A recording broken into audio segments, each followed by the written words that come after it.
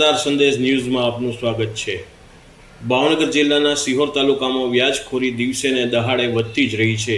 એવા જ એક વ્યાજખોરની દાદાગીરીનો વધુ એક કિસ્સો બનવા પામ્યો છે।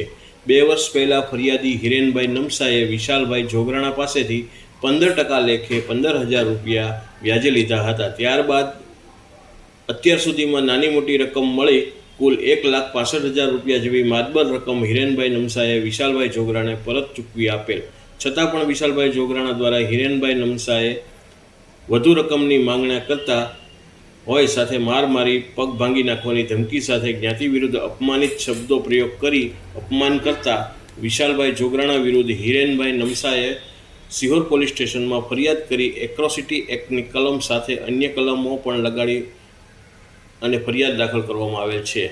ઉલ્લેખનીય છે કે જો સિહોર પોલીસ દ્વારા હજુ સુધી વિશાલભાઈ જોગરાણાની ધરપકડ કરવામાં આવી નથી, તેઓની ધરપકડ કરી વધુ પૂછપરછ કરવામાં આવે તો હજુ બીજી વિગતો અને નામ પણ ખુલી શકે તેવું લોકમુખે ચર્ચા રહ્યું છે। રિપોર્ટર વિપુલ બલિયા, ભાવનગર। આ તો હિરેનભાઈ, કાલે તમે જે પોલીસ સ્ટેશનમાં ફરિયાદ કરી એ વિશે આપ શું કહેવા માંગો છો? મારું નામ નમસા હિરેન છે।